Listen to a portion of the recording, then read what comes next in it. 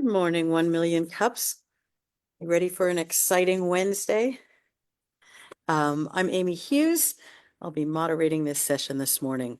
So 1 Million Cups is caffeinating entrepreneurs nationwide, and we're supported by the Kauffman Foundation.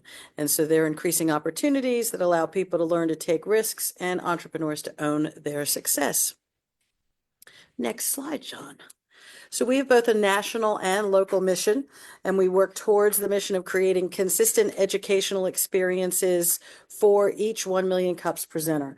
We are nationwide at 9 a.m.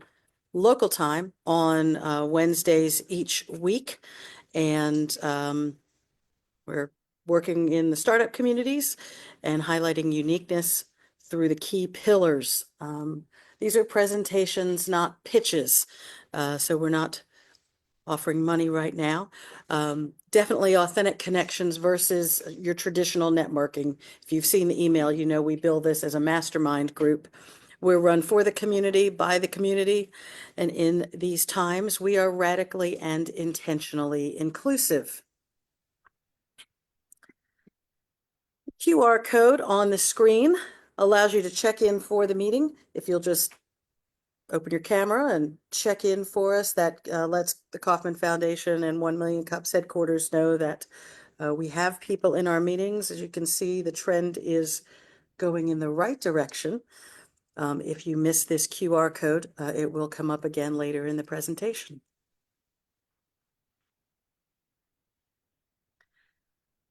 So these things don't happen in a vacuum. You can see that we have a large organizing team, but many hands make light work. If you are interested in becoming more involved with 1 Million Cups, we would love to have you as a brand ambassador or as an organizer. We also partner with Veterans Growing America and the Fairfax County Economic Development Authority, who assist us with different programming.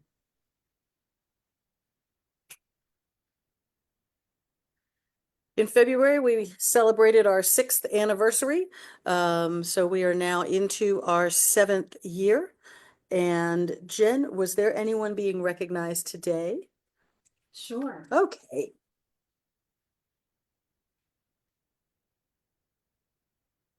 I'm going to recognize Mr. Tom Shipe, who shows up pretty much every single week and asks questions and contributes. We appreciate you. Thank you so much for being such a great participant. And we'll see you again next week. So do I get a check for that? No money, Tom. You didn't listen to my beginning of this. You know, there's been a problem my whole life, not listening. Next slide, please. So we are here at the George Mason Enterprise Center in Fairfax. Eddie, would you like to talk to that?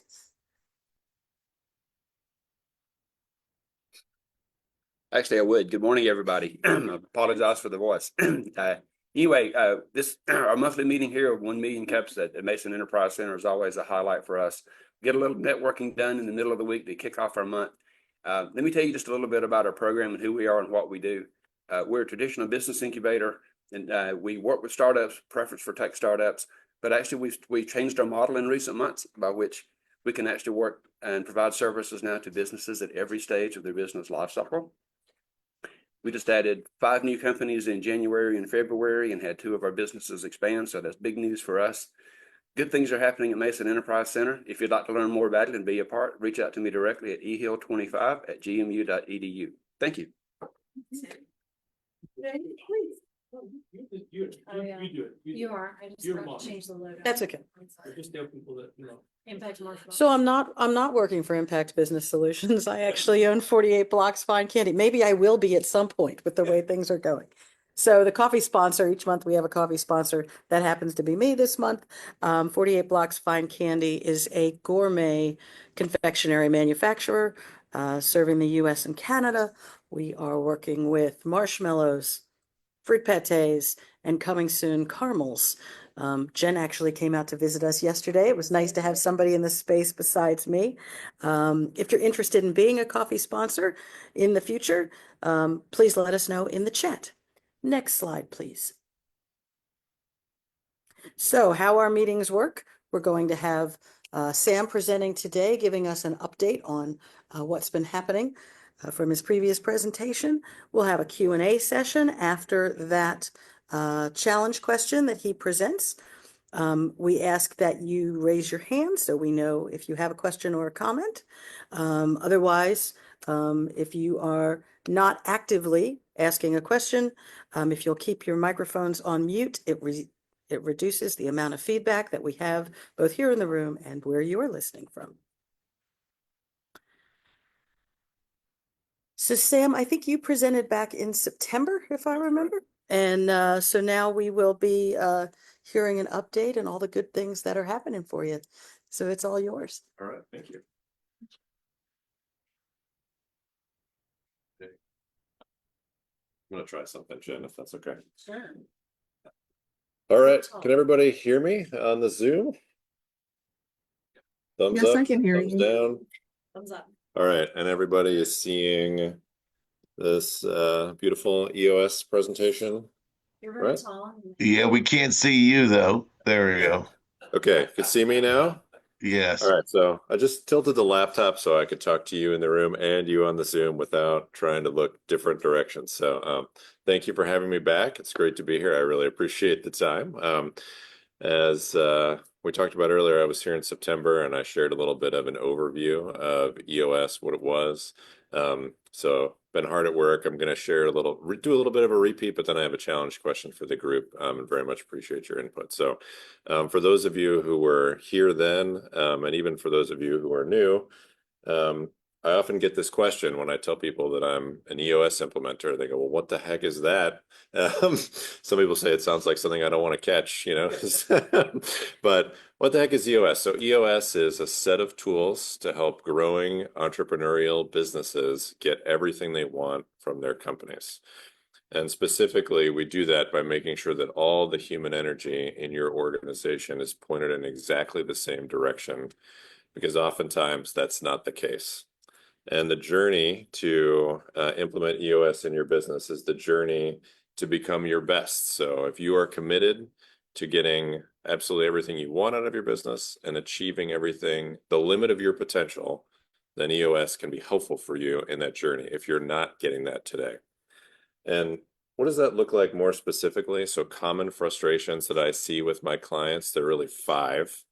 So the first is lack of control. So an entrepreneur has come up with an idea, they've sold a product, they've got some traction in the marketplace, and then all of a sudden they've got so much business that the business is really running them. They're no longer in control. They're just in reactive mode. They're not proactively able to control and predict their destiny. The second is a lack of profit. So maybe you're breaking even, but you don't feel that you're getting enough profit for the time, energy, money that you've put into the business and the effort, and you want to be more profitable. Third is people. Maybe you've hired a couple people, maybe you have a big team, but people aren't listening. They're not understanding where you want to go. They're just a frustration. They're not following you where you want to end up going. The fourth is something called hitting the ceiling. So you have grown, and then you've encountered that natural part of every growing company's journey where you get stuck. You're not able to grow beyond a certain threshold, and you got to figure out what it is you need to do, what changes you need to make in order to break through that ceiling and continue growing. And by the way, that just makes you normal. Every organization hits the ceiling. No organization grows in a straight line. And then finally, maybe you're a studious person. You've read every book. You've read Good to Great. You've read Built to Last. You've read Crucial Conversations. You've thought, maybe I can borrow a tool from this book and install it in my business, and that'll help solve my problems. But nothing is really sticking. You've tried like a couple things, but nothing is repeatable and working a lot. So those are my 5 frustrations. Or if you're a visual person, this is what you feel like, right? You're like Wallace and Gromit. You're in that mine car. You're just trying to get that next section of track down in front of your business so that you can keep going. All right. So what does EOS do? How does it help you solve these things? So most of us struggle as entrepreneurs with lots of different balls in the air, the 136 issues we call them simultaneously in your business. And the discovery of EOS is that to the extent that you can strengthen just 6 things or focus instead just on 6 things as opposed to those 136 things, then all of that stuff that's up in the air is going to fall into place because it's really all those big things are symptoms of a root cause in one of these 6 areas. We call them the 6 key components of your business. So I'm just going to share them with you now at a quick high level. So the first key component of your business, of any business, is the vision component. And strengthening the vision component is just about getting every person in your organization on the same page with where your organization is going and exactly how you're going to get there. Second key component of your business is the people component. And the truth is that every organization defines great people differently. So there are several different businesses represented on this call. Each of you has a different definition of what makes great people for your unique organization. And strengthening the people component is about making sure that we get clear on that and then fill your organization top to bottom with great people. Third key component is the data component. So this is about running your business on objective facts and information and avoiding the common pitfalls of being subjected to or making decisions based on egos, emotions, opinions, just boiling your business down to good, solid data. And when you strengthen these first 3 key components, so you've got clear vision, great people, you're running the business on a handful of really great quantitative pieces of information, then your organization is going to become transparent, and every imperfection, issue, problem is just going to jump right out at you. And in EOS, we call those issues. That's the 4th key component. So strengthening the issues component is all about getting really good at solving your issues as they arise. You cannot achieve greatness if you're not good at identifying those issues, lining them up, knocking them down, making them go away forever. 5th key component is the process component. So this is all about getting the most important work in your organization done the right and best way every time, which helps create scalability and repeatability in your business, helps you have a lot more fun, helps you be more profitable, also makes your business easier to manage. And then finally, the 6th key component is the traction component. So traction is about bringing your vision down to ground level and executing on it with real discipline and accountability day in and day out. The vision for most of us as entrepreneurs goes unrealized because of weakness in the traction component, and strengthening that traction component is how you turn that vision into reality. So those are the 6 key components of EOS. Those are the areas where I work with my clients to focus on to make sure they get what they want from their business. And just quickly, I wanted to share a little bit more detail on one of them that's been particularly meaningful for a couple of my clients recently, and that is the data component. So I talked about data. Specifically in data, to strengthen the data component, I coach my clients to build a great scorecard for their organization. And these are a set of activity-based leading indicators that will help them predict the future and give them a pulse on the business. And what it looks like is something like this. This is a template here. So first, for every single thing we're measuring, I work with my clients to identify who is the person who's accountable for delivering on that piece of information every week. Second, what is the measurable? And these are just some stock examples, things that clients typically like to manage. And then third, every one of these things has a goal. So what does good look like for the week? How do we know that we're on track? And then the scorecard has the weeks of data and as well as 13 weeks of history, so you can spot trends over the course of a quarter. This really helps my clients create focus and figure out what of the many things that come their way they need to focus on in order to make sure their businesses are staying on track. So this is what a great scorecard, or a sample of a great scorecard, looks like. So thanks for letting me share a little bit of that. So when I was here in September, I was building my business. I was trying to, figure out lots of things. Happy to report that I've been able to scale. I've closed 9 clients. I'm happily working with them to help them move things along, which has led me to the challenge question that I have for the group for the day, which is, at the beginning, I was just doing business development. I was out there, I was meeting people, I was trying to find business, doing all that stuff. Now I got all this client work to do. So I've got sessions with clients, I've got check-ins with clients, I got all this stuff happening. But one piece of advice I got was you always got to keep the business development flywheel turning, right? And because you never know, at any moment you could lose 30% of your business or even more, right? So I am trying right now to balance those things. How do I keep the focus on the clients? Since I think most business obviously comes from referrals and current clients. And if you have happy clients, that's almost your best business development channel, but you still got to do all the other stuff. So That's my challenge question for the group today. How have you guys, what have your strategies been to balance those two things?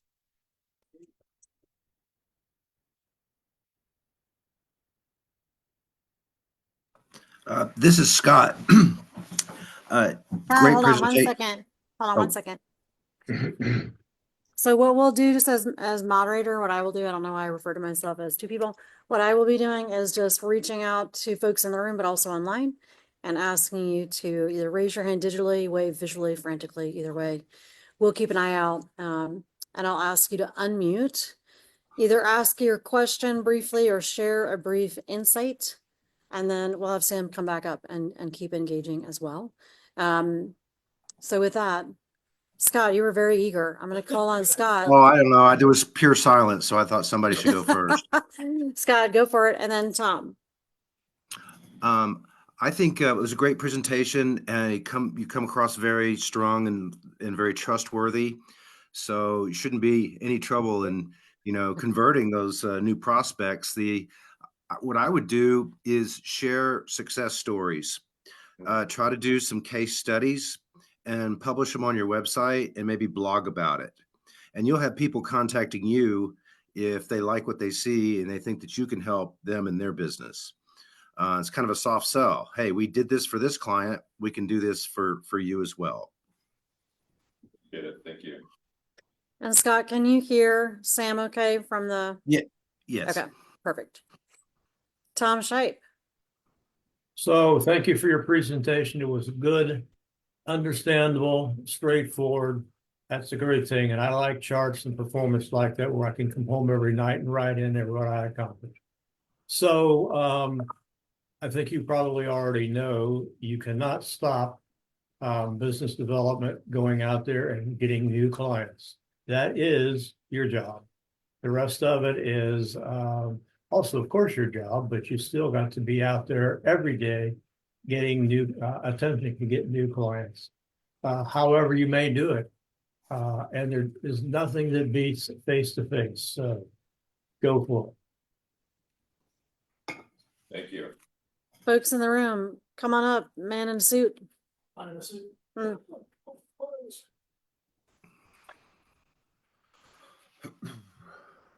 Hi everyone. Good morning.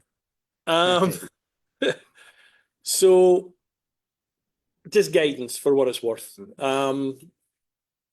Anybody starting a consulting business or doing what you're doing is going to hit that point where client work is now starting to supersede development work, right?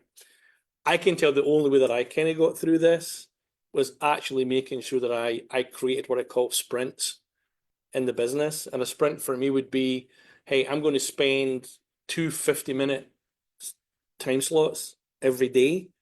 And those are solely dedicated to BD.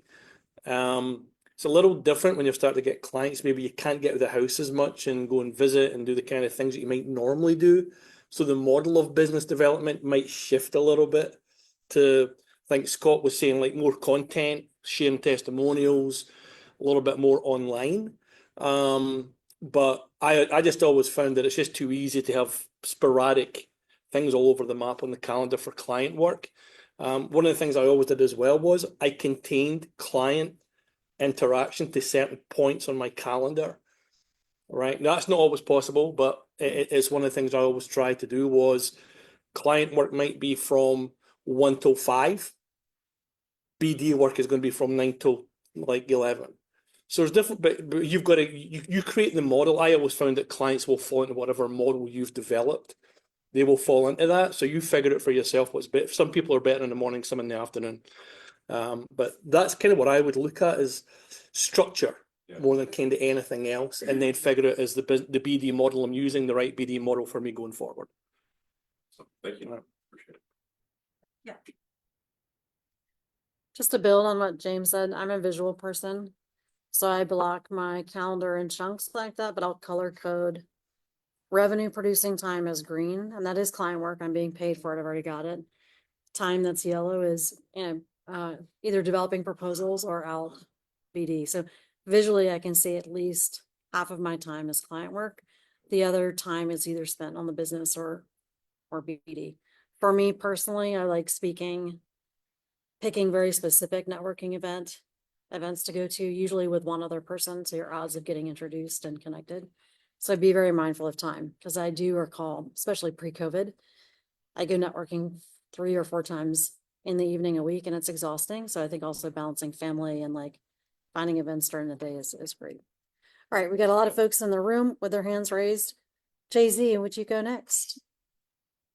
Thank you. I hear this problem a lot, and I refer a lot of people, and then I tell them that I referred them so that they know, even if they don't get the connection, that they know that I'm trying and I'm finding people for them. And then in return, they refer me, they get to know my business more. Like, I want to be referred to real estate agents and non-technical companies, right? So I'm curious if you've tried that, the whole like, also like giving people 10% if they refer you and you get paid, or giving them like a cash reward always helps incentivize. I'm just curious if you've tried that, if that works or not.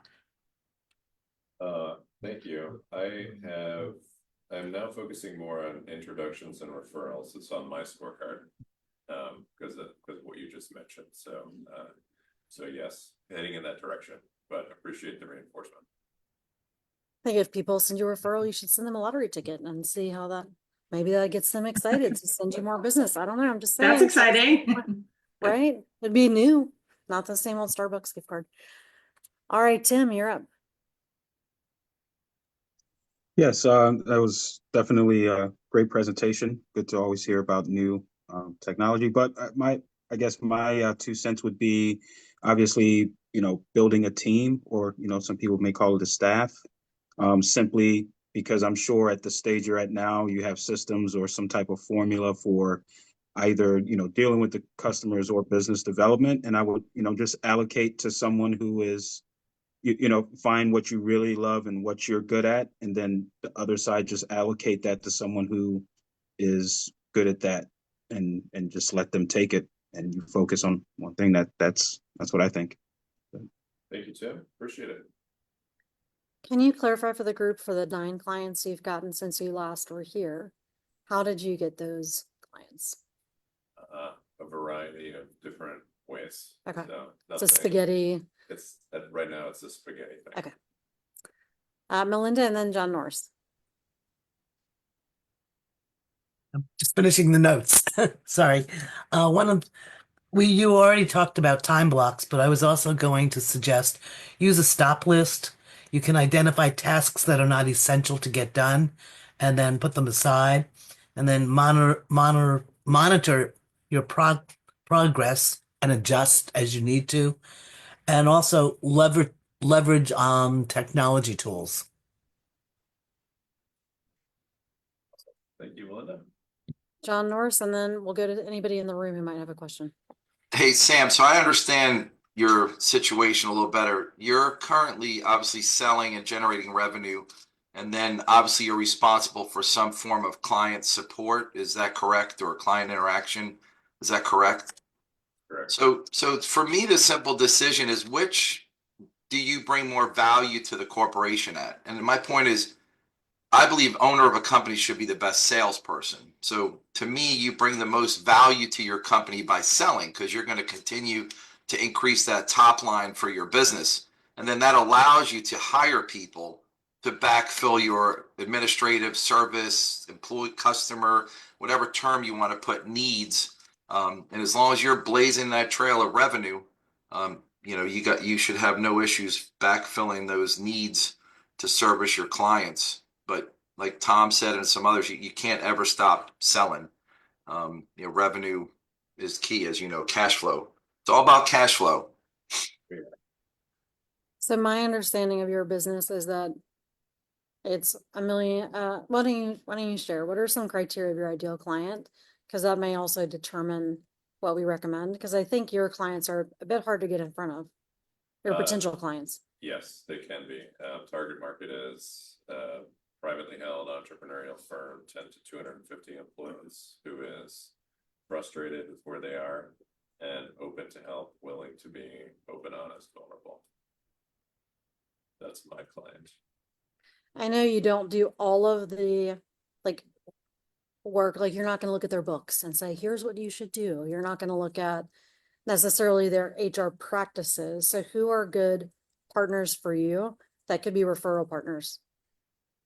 Great partners for me are people who do look at the books and can see, so CPAs, fractional CFOs, people who have a pulse on the reality of what the business is dealing with and can tell that there's a struggle going on. So those are ideal.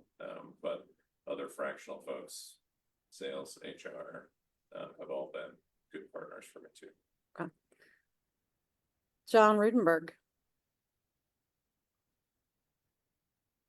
Thank you. Good morning, everyone, and good morning, Sam. Thank you so much.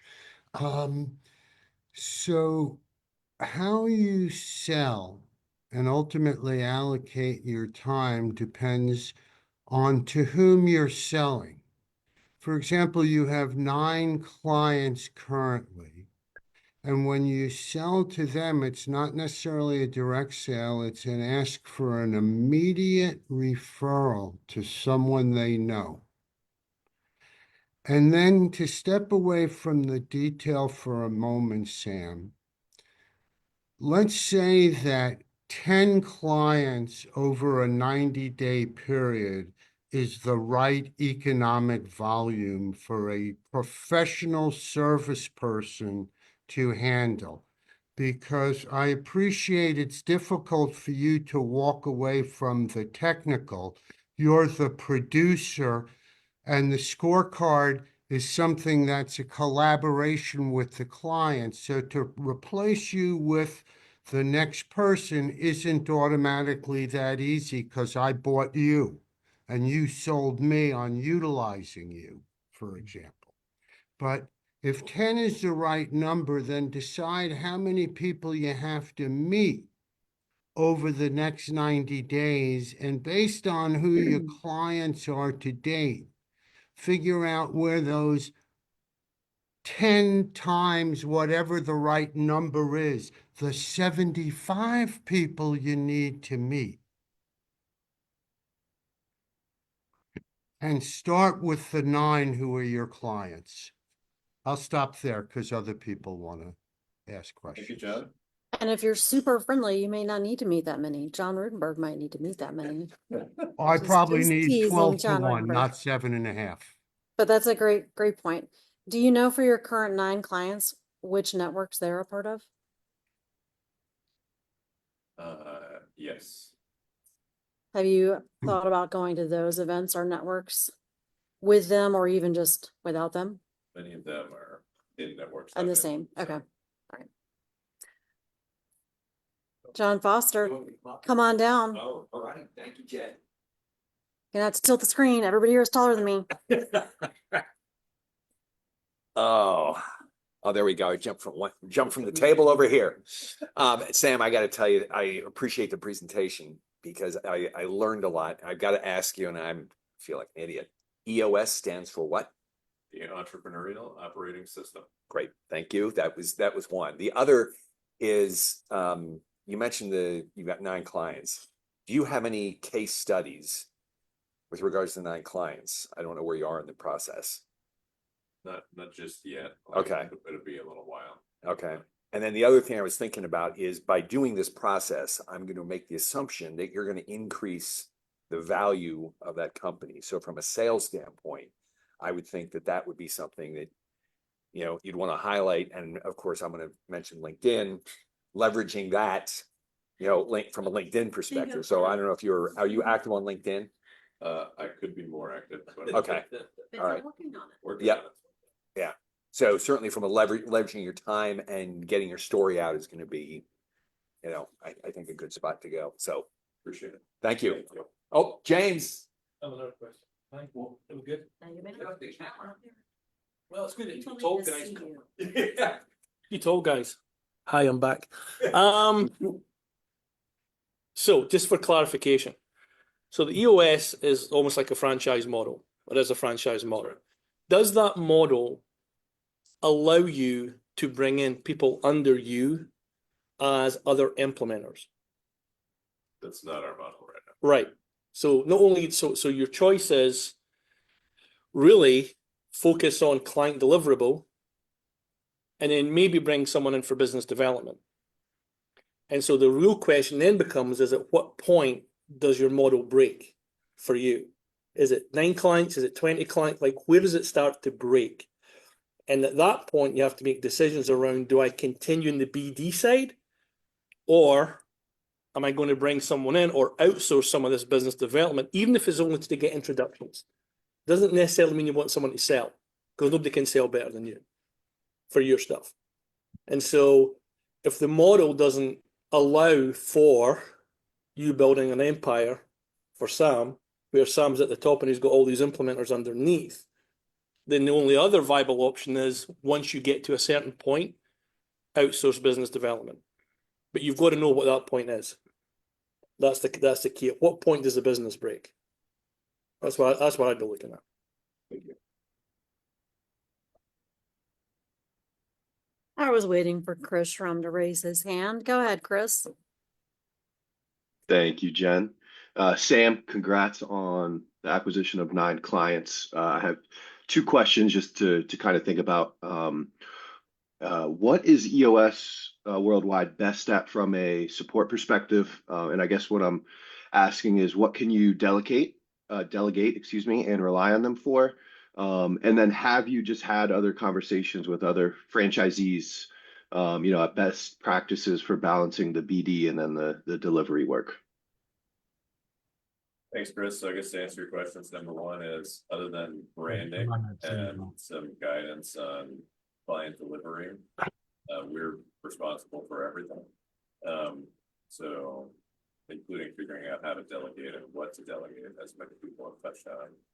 And then to answer your second question, yes, there's a group that I meet with regularly, and we all trade ideas, best practices. What works for some doesn't always work for others. So it's I think a journey for each of us trying to figure out what works for us. But yes, those resources are there. John Ringberg. Thank you.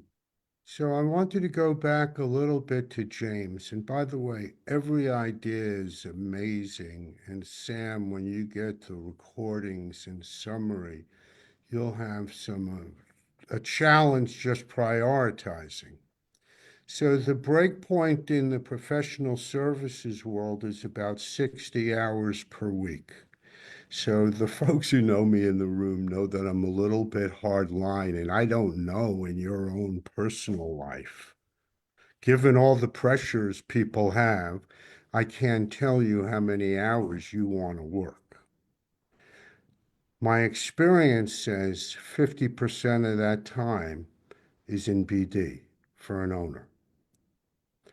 And I agree with what John North says apropos to highest value. However, you have to adjust in the professional services world until you hit James Lawson's breakpoint where you have to add somebody. And you have to figure out, Sam, how it may be a partner, by the way, because nobody's buying the junior EOS guy who's tagging along with you to take the notes. And I don't say that negatively. It's the professional services for a company or world organizationally is not as sales top heavy as other organizations. It's more like a law firm or an accounting firm where the organizational structure is cylindrical. Maybe audits are more pyramidal. But every time the person who's buying the audit services, the owner, isn't buying the senior who's running the job. That owner's buying the partner she or he knows through relationships. So growth may be through a partner. That partner may be starting out, but have your values, ethics, drive, all those things, smarts. But you 60 hours, 50-50. 60 hours, 50-50. All right, I'm writing it down. Such a good student. Good answer, at least whether he does it or not, it's up to him. Fair point. So we have about 8 more minutes. Other questions in the room or in chat? Got one. Melinda, go ahead. I just wanted to come up with a couple of indicators that you might want to look at for business development. And one is your revenue growth. If it's stalled, that may be the time to bring in a business development person, or a lack of new business opportunities. You might want to get a fresh look at things. Maybe you have an insufficient bandwidth, your team is too busy and you don't have time. And then the last one is maybe a need for a specialized expert might also be another sign. Thanks, Belinda. I know some things that are working for clients. James can probably speak to this the best with some of the folks he coaches, is people are going through a lot of chaos right now. I'll just say that easily, especially if you're in government contracting or just in the DC area in general. One thing to think about might be, what is it that EOS can help you implement into your business to give it more stability or predictability, or at least measurability, so you know where there's a challenge. So I might think about creating content with that message in mind, and maybe even doing something like a quick call to go over somebody's business or answer questions they might have. That may not be the right strategy. It depends. I know for me, I set up complimentary consults like 4 times a week. So there are 4 windows somebody can book with me, because if I left my whole calendar open, that wouldn't be a good idea. The other thing is, if you're going to develop that content, I would try to hop on some podcasts and deliver that. There are several people in the room that could connect you with podcast people. And then for the CPA firms, for law firms, for any of the firms who are working with the business owners, the decision makers, maybe develop a unique talk for that audience and say, hey, for client, not appreciation, but just for value to clients, you could come be a guest speaker to exactly the audience you're looking for. And so again, I think tailoring your message around how EOS can help. You're coming to the end of Q1, but maybe if it's something people are thinking about for the upcoming year, you can start to lay the groundwork for that too. James Lawson, I know you have like 20 other thoughts or ideas or questions. Do you want to come up here? No, just can you just add from there? Talk about what do you do webinars? Can you ask a question if you do webinars, and maybe because the one remaining. Sam does do webinars, at least for Mason Enterprise Center. There's one coming up in May called Get a Grip on Your Business. You should attend. It's virtual. I'll drop the link in chat later. Are there other webinars you're doing? Yes. I try to do at least one talk a month, like all of them. So Sam tries to do 1 talk a month, in case you're not hearing him. Is that promoted through LinkedIn? Are you going to LinkedIn channels to promote and get people to register? And is it clear what the outcome of the webinar is going to be? My strategy so far has been to guest at other people's events rather than try to build an audience myself. So that's been my strategy for now. And okay. So I'm typically piggybacking on the promotion that group is doing. And sometimes I'm going to guess those webinars are private versus something you can just mass email out. Okay. John Norris, and then we'll come back to Rutenberg. No, I was just going to say, Sam, as you grow your business, one of the most important things to understand is where your time is best spent. And while it may not be easy, the word no should be your best friend, because that allows you to do the things that you absolutely have to do instead of putting yourself in situations. I tell myself all the time, I never want to mistake activity for productivity. So I ask myself, when someone's approaching me or wants to get a meeting, I have to evaluate it saying, is this something that will actually benefit me, or can someone else do it, or whatever? But no will empower you to do things that you've never imagined. But giving your time away for free and then not getting anything in return will be your demise as you scale. So definitely say no. Appreciate it. Rutenberg? Yep. Hey, John, number 1, great comment. Number 2, did you hear how she called you John Norse and me? I just get Rutenberg. I don't know if that means You're I'm not better. bald. You're not bald. You have hair. Okay, thank you. That's good. Well, I could lend you, I'll send you some next time I get it cut. It's It's hard to follow Norse because he's so poignant. So at a very detailed level, your calendar. I'm not as organized in terms of color coding, but choosing the right 2 to 3 marketing actions you're going to do consistently week by week, because it takes a while through all those channels, whether it's LinkedIn, whatever are the right. Okay, you're gonna.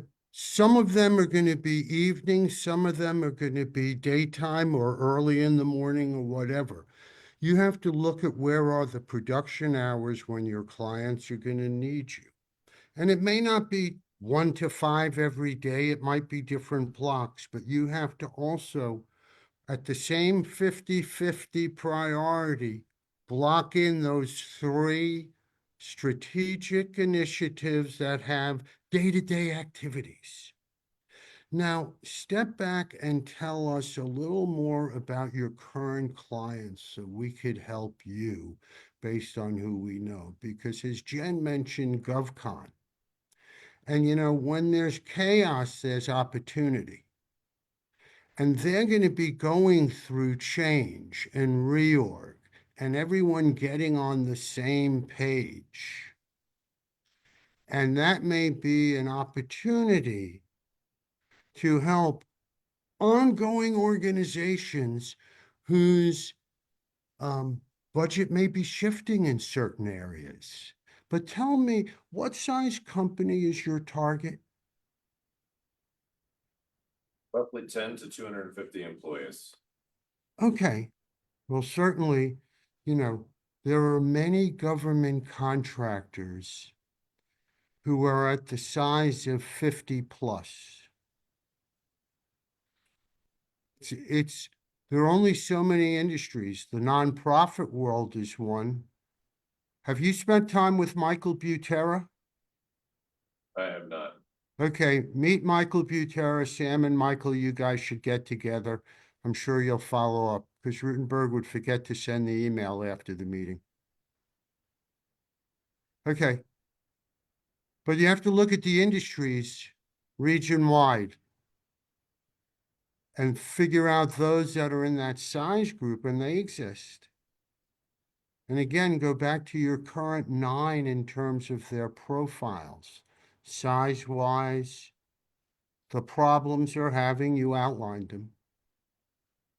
And then if you need X on a 90-day period, you need 4 times that in a year.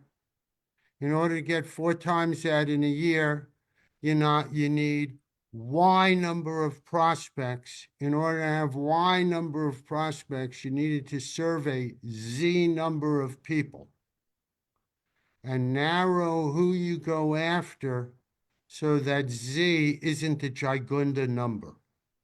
I'm happy to talk more. Thank you, John. Which industries are you working in right now? Do you mind sharing that? Custom software development, real estate, investment management, education, nonprofits, a boutique grocery store. So there's a bunch of different ones at the.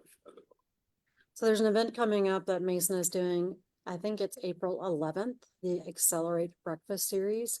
There are lots of businesses there pitching for funding. And funding they're looking for between 500,000 to 2 million. Applications are still open till the 7th, which is 2 days from now. But there could be a lot of people there at that lunch, VC, right, investors who want someone to come in with your skill sets to help a company implement these things as they take their money and try to scale. So that could be an audience to consider. The other thing, I think about my networks in 4 buckets. Peers, which I think you have service provider peers in your Vistage group, for example. Where are your clients? That could be AEG, it could be NABO, but organizations that cater to CEOs specifically. Do you have any community networks you're involved in, like on a board or nonprofit work? Not currently. It might be worth considering if you have bandwidth. And if you choose it very thoughtfully, you can find business development opportunities there as well. Plus, you just feel good while you're doing it. And then it's always good to have a network of just fun. Like, who are the people you hang out with, where you get together informally, but you can also create opportunities as well.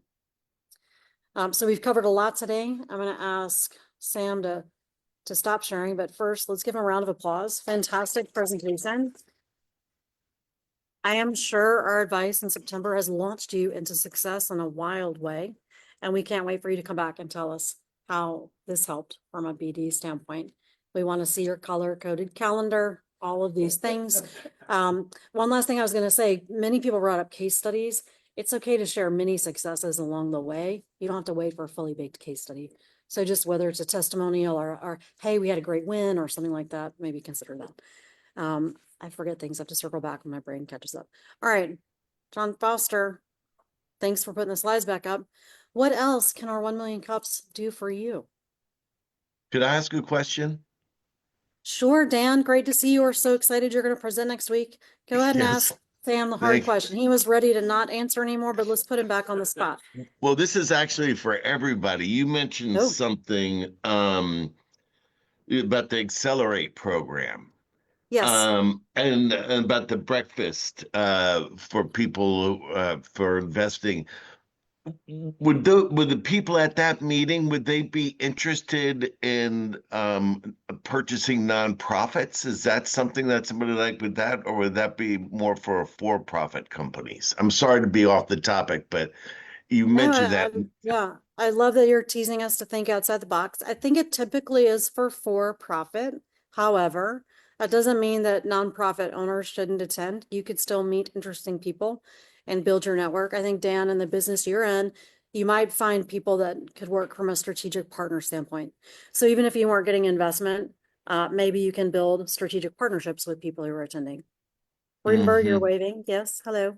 I just am doing it again. Dan, make sure Michael Butera, Dan, I'll make sure you guys connect. Sorry. Okay. Yeah. Mm-hmm. He had nonprofit questions, Michael. Michael is a dear friend. He's in the nonprofits world. Okay. Okay. Yeah, I'm trying to figure out, where I am with my company. We will have. help you That's solve that why you're next week. that's why That's you're why, next but, week. Exactly. but the thing is that 11th breakfast, that would be something that'd be very interesting for me to go to. I'm right now currently, I'm supposed to be a nonprofit, except I'm hemorrhaging loss instead of being a for-profit, and I'm thinking about being a nonprofit. But I'm just wondering about that. That would probably be a good meeting for me to go to. How long? And I'm sorry again for interrupting, but how would I find out about that? I will put a link in chat in just a minute. So you can find it. It is on the Mason Enterprise Center Fairfax website. So MEC-Fairfax. You can find it there, but I'll put a link in chat as well. And I think next slide, I'm gonna hand it back over to Amy Thank you. to keep Sorry us to bother moving you. forward. No, thanks, Dan. I love having questions pop up and get everybody thinking about their business. So thank you for that. Okay, thank you. Oh, did Thanks, Sam get a Jim. chance to answer what one? We never got No, Sam. Sam. What can we do for you, Sam? Yes, Sam, what can we do for you? just feel like I got a lot. You're like, I don't want any more. Leave me alone. I feel bad to ask you for anything else, but In a minute, I'll take over. Grateful. Do nothing else for me right now today. I got plenty of homework. Thanks. Yeah. So next week, Dan's going to present guts to us. We're excited to hear more about that. And now that we've got some ideas teed up, this will be even better next week. Next slide, Sean. So upcoming events. Here we've got some resource links for you to see different things that are happening for networking and for other opportunities to learn. The one thing I'm going to highlight here is the Fairfax County Job Fair for high school hires. These are mostly juniors and seniors. This Saturday, I'll be at West Springfield High School looking for interns, and that you can find more information about that from the Fairfax County Government Center. And then Jen, you had something it looked like you wanted to highlight. Entrepreneurship 101 with Fairfax County Economic Development Authority. Do you have the date for that? Yep. Perfect. March 11th. Perfect. Yeah.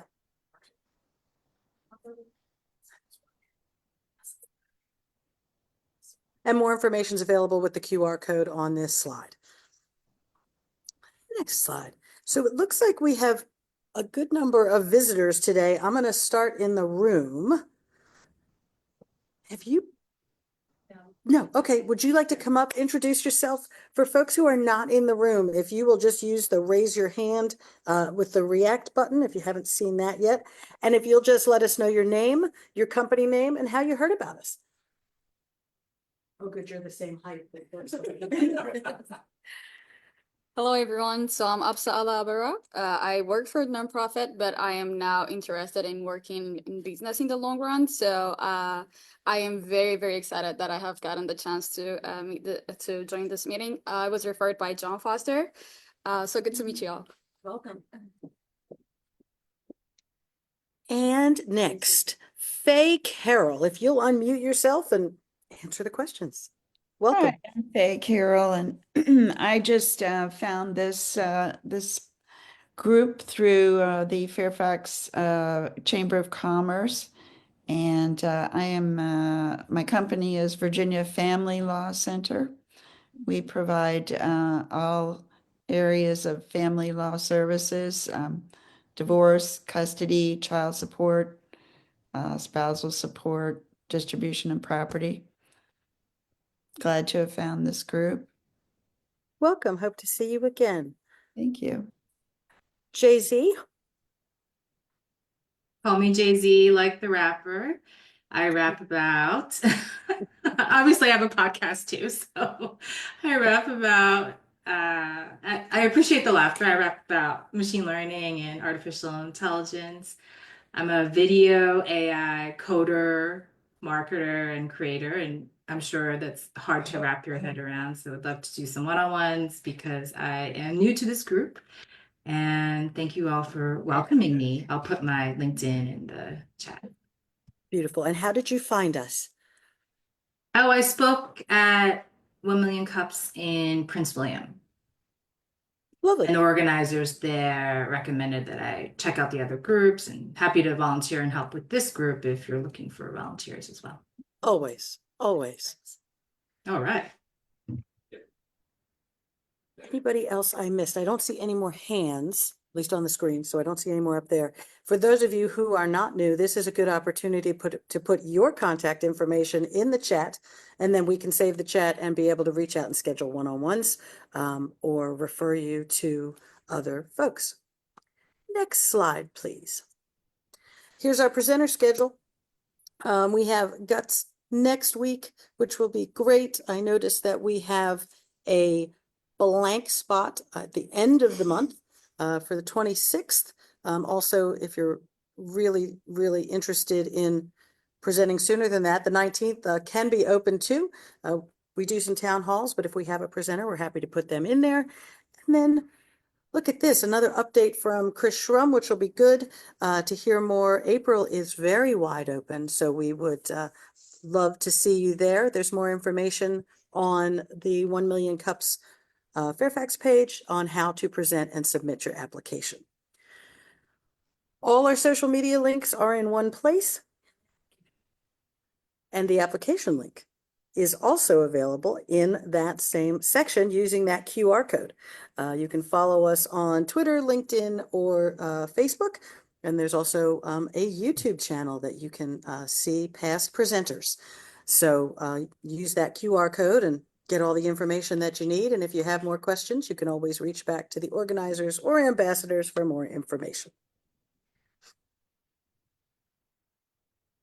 We just had Jay-Z offer to become an organizer. If anybody else would like to jump in there, we would love to have you. As I said at the beginning, lots of hands make lighter work. And we're always looking for more collaboration to help us build the 1MC Fairfax community. Stick around for a little while and we'll be networking here in the room and engaging here in the room. We'll keep the video going. I think Jen is going to take us off of Facebook now, so that frees us up to say whatever we want. Probably not. So thanks for coming, and we will see you next Wednesday at 9 a.m. Great job, everybody. Thank you for joining us so much. Give me just a moment to stop recording. It is not done yet. There are two, so just hold on for you chatty people who want to say something. All right, we'll